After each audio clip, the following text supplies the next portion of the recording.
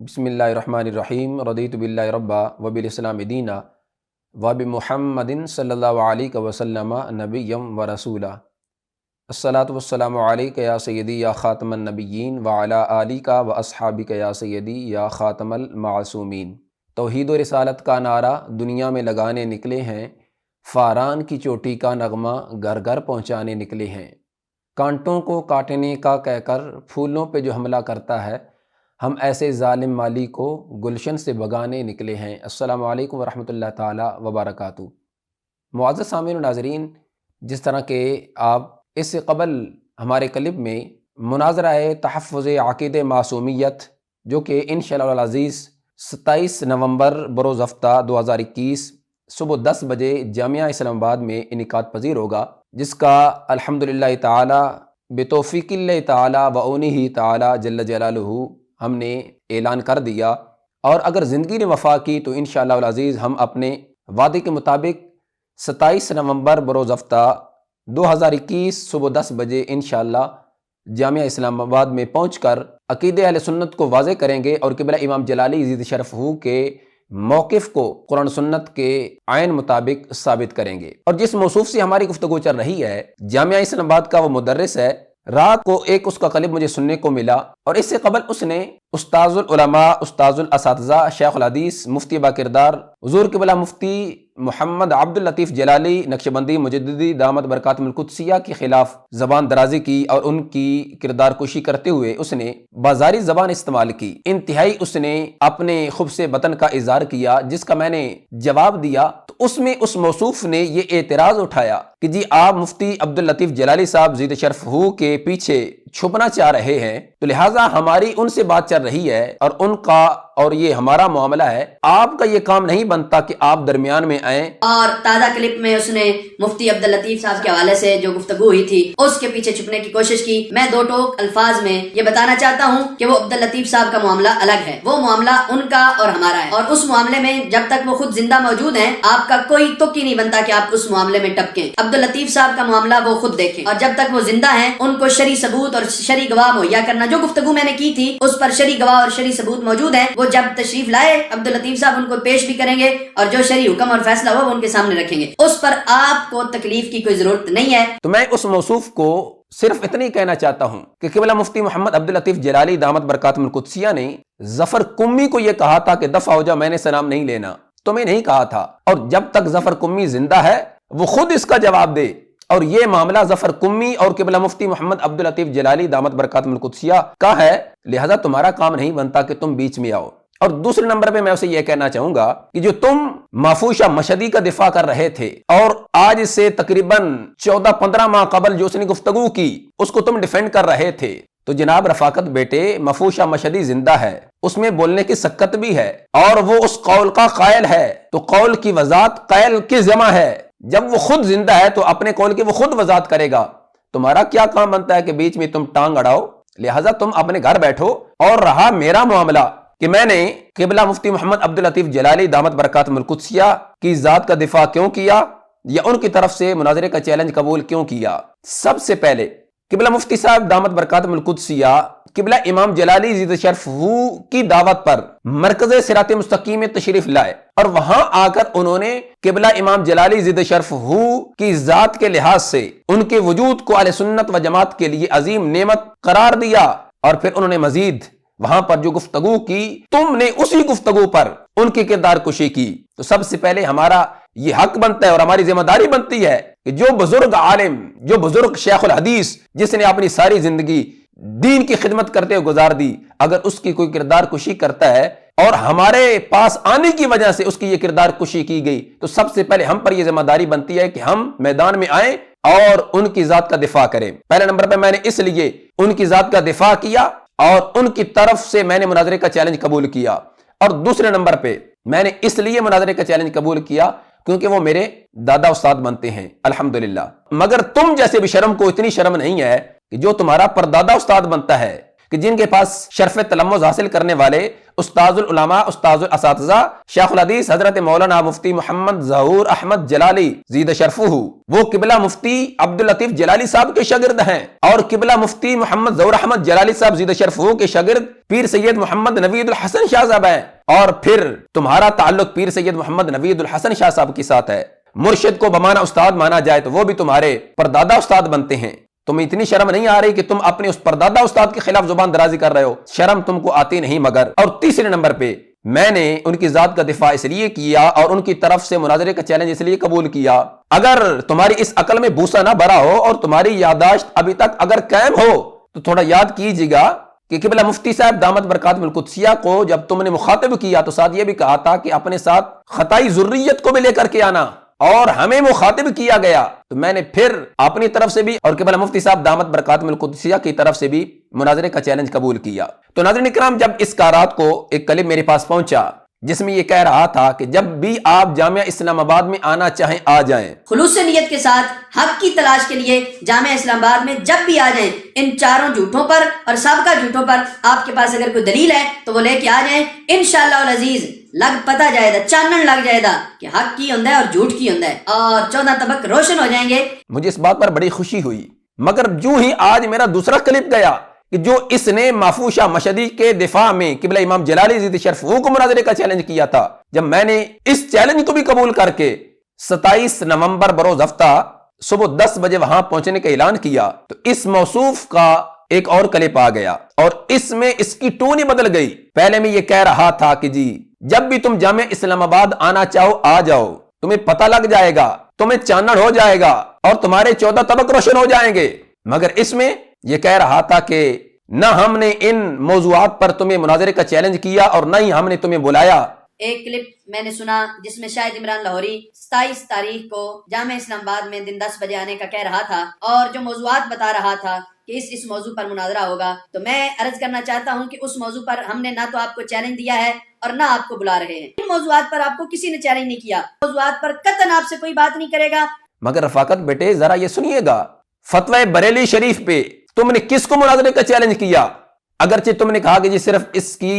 ایک شک پر بات ہوگی، مگر جب تم اس چیز کو مان رہے ہو کہ یہ سارا فتویٰ بریلی شریف سے جاری کیا گیا ہے،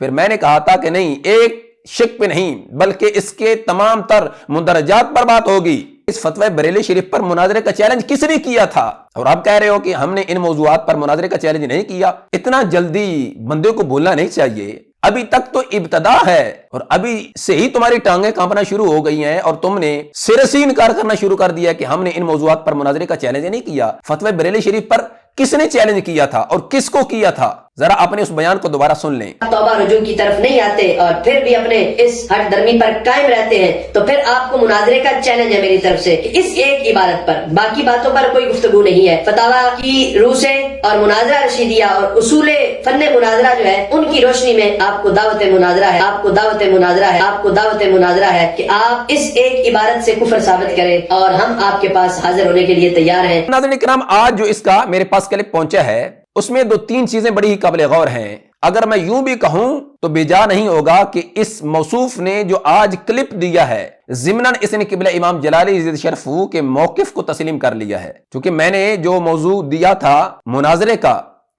اس میں یعنی جو مین ٹائٹل دیا گیا وہ مناظرہ ہے تحفظ عقید معصومیت، چونکہ یہ ساری جنگ جو چل رہی ہے عقید معصومیت کی جنگ چل رہی ہے۔ اس نے کہا کہ جی عقید معصومیت کے لحاظ سے ہمارا وہی عقیدہ ہے جو ہمارے اکابرین کا تھا اور ہم اس پر کاربند ہیں۔ تعلق ہے عقیدہ معصومیت کا تو بحمدی تعالی ہم اپنے اکابرین کے عقیدے پر کاربند ہیں اور اس پر اللہ کے حضور شکر گزار ہیں۔ یہ اس کا قول ہے، مگر ان لوگوں کا عمل اس کے برعکس ہے۔ آپ کہیں گے وہ کس طرح؟ میں اس پر دلیل دیتا ہوں، دلیل کے بغیر بات نہیں ہوگی۔ اس نے کہا کہ عقید معصومیت کے لحاظ سے ہمارا وہی عقیدہ ہے جو ہمارے اکابرین کا ہے، ہم اس پر کاربند ہیں، مگر پیر سید محمد نوید الحسن شاہ صاحب کا وہ جامعہ، وہ مدرسہ جہاں پہ وہ پڑھاتے ہیں، وہاں کے ایک مدرس کو اس لیے فارغ کیا گیا کہ اس نے فیس بک پہ صرف ایک پوسٹ کی تھی، اور وہ کیا؟ فتوی بکی شریف سے اس نے ایک حوالہ فیس بک پہ اپلوڈ کیا تھا کہ انبیاء کرام علیہ السلام کے علاوہ کوئی معصوم نہیں۔ تو اس مدرس کو جامعہ سے اس لیے فارغ کیا گیا کہ تم نے یہ پوسٹ کیوں کی ہے؟ ذرا سماعت کیجئے۔ جب سے یہ مسئلہ شروع ہوا ہے تو اس دن جو ہے وہ انہوں نے جب لا تعلقی کا جو ہے وہ اشتہار اپلوڈ کیا تھا تو میں نے جو ہے وہ اس کے برعکس جو ہے نا فتاوی بکھی شریف میں ان کا فتویٰ ہے کہ معصوم صرف جو ہے وہ انبیاء ہیں، تو وہ میں نے اپلوڈ کیا تھا، اور ویسے بھی ڈاکٹر صاحب کی حمایت میں میں پوسٹیں کرتا رہتا تھا۔ تو اس دن پھر انہوں نے مجھے کہا کہ یہ فتویٰ جو ہے وہ اپنی فیس بک سے ڈیلیٹ کرو، تو میں نے نہیں کیا۔ تو اگلے دن جو ہے وہ ان کا جو ناظم تعلیمات ہے وہ مجھے کہتا ہے کہ آئندہ آپ کو سبق نہیں دینے پڑھانے کے لیے، اگر آپ، کیونکہ جو ہے ہمارے ادارے کے جو ہے وہ قوانین پورے نہیں کر رہے۔ ہمارے ادارے کا قانون ہے کہ کوئی جو ہے وہ حضرت صاحب کی بات سے آگے نہیں جائے گا۔ تو میں نے کہا جی ٹھیک ہے، میں آئندہ جو ہے وہ نہیں آؤں گا۔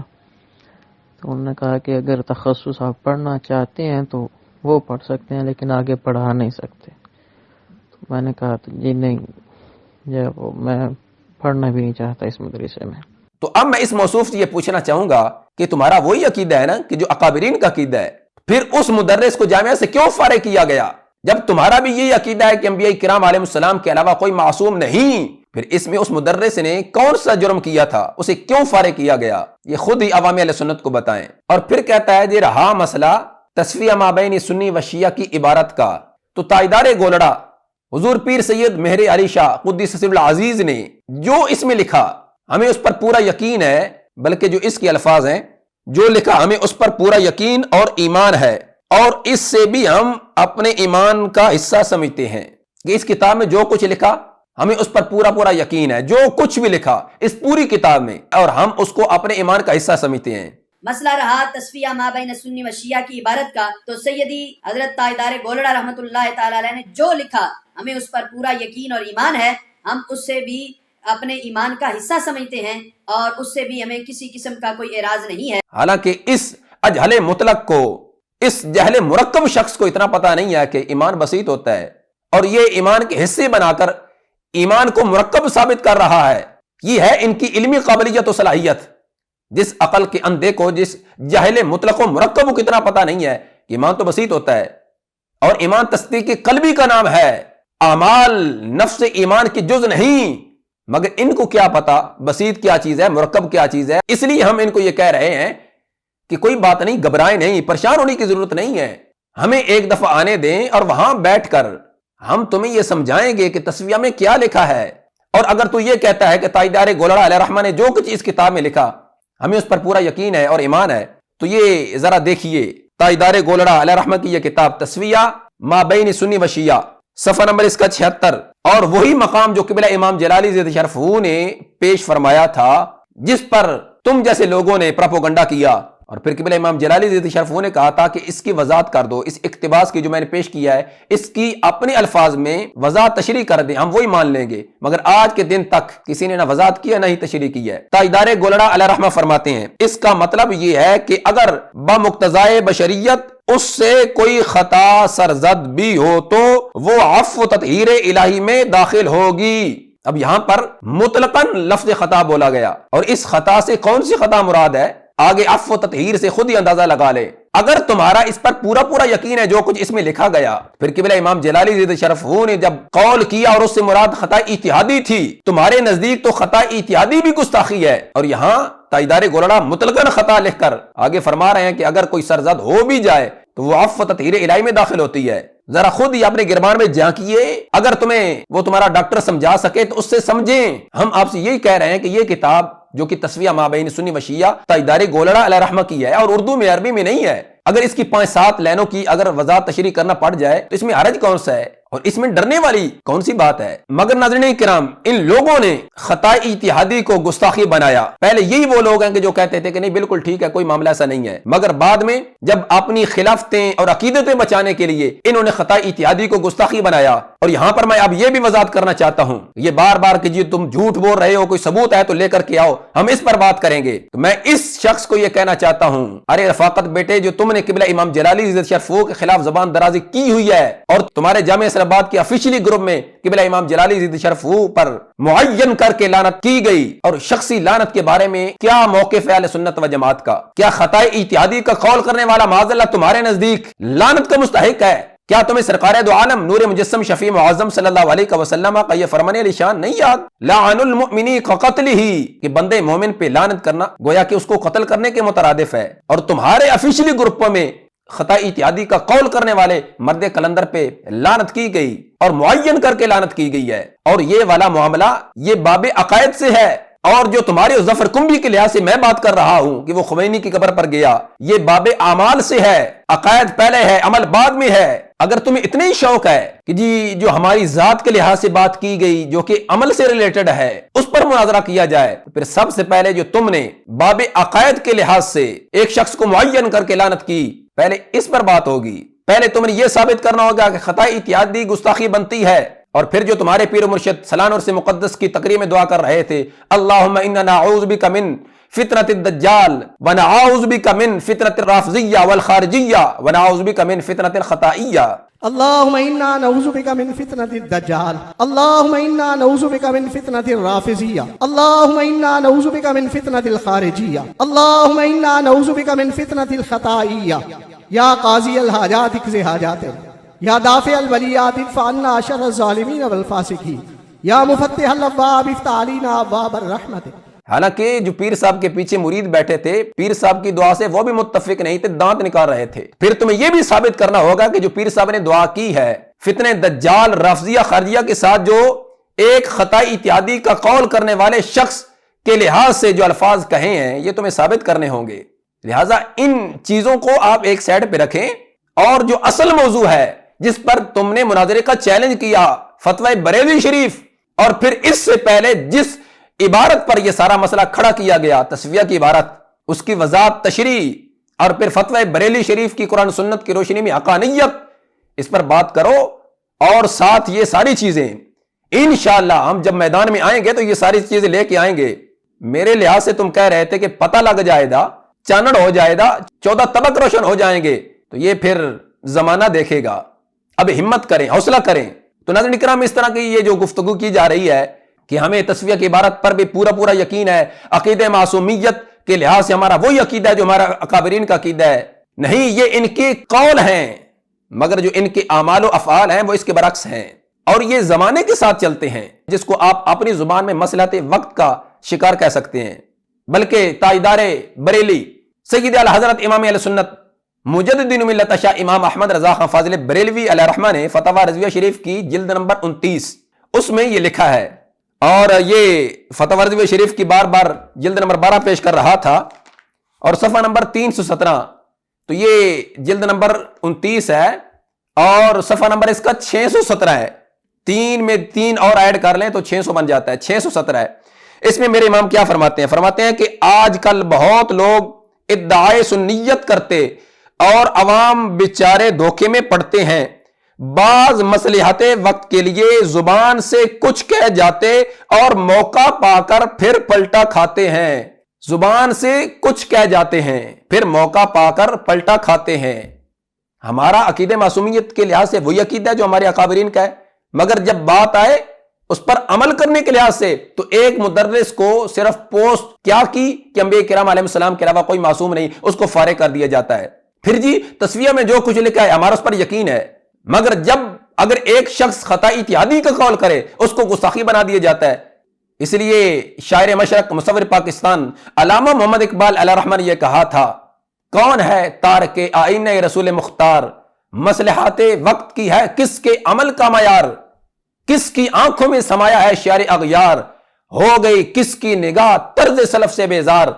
قلب میں سوز نہیں روح میں احساس نہیں، کچھ بھی پیغام محمد کا تمہیں پاس نہیں. اگر تمہیں کچھ بھی سرکار دو عالم نور مجسم شفیع معظم صلی اللہ علیہ وسلم کی شریعت کا پاس ہوتا، سرکار دو عالم نور مجسم شفیع معظم صلی اللہ علیہ وسلم کے فرامین تمہاری آنکھوں کے سامنے ہوتے، تو تم ایک عالم ربانی، ایک عاشق رسول، ایک محافظ ناموس اہل بیت و صحابہ کرام علیہم رضوان اور محافظ عقائد اہل سنت کو گستاخ نہ کہتے اور اس کی ذات پر لعن طعن نہ کرتے، مگر ذاتیات میں آ کر سب کچھ تم نے پس پشت رکھ دیا اور تم نے ذاتی عداوت میں تعصب پسندی کے گھوڑے خوب دوڑائے، مگر اب یہ سب کچھ تمہارے گلے کی ہڈی بن گیا ہے۔ اب تمہاری جان تب تک نہیں چھوٹے گی جب تک کہ تم عقائد اہل سنت کے آئین مطابق عوامی اہل سنت کے سامنے اپنی وضاحت اور تشریح نہیں پیش کرو گے۔ انشاءاللہ تبارک و تعالی 27 نومبر بروز ہفتہ 2021 صبح 10 بجے بندہ نچیز اپنے پینل کے ہمراہ مناظرین اہل سنت کے ہمراہ وہاں پہنچے گا اور عقیدہ اہل سنت کو واضح کرے گا۔ جب تک بھی زندہ رہنا ہے حق قول زباں سے کہنا ہے، کیا ڈر ہے موت کا اے آصف، جب جانا اپنی باری ہے، وما توفیقی الا باللہ۔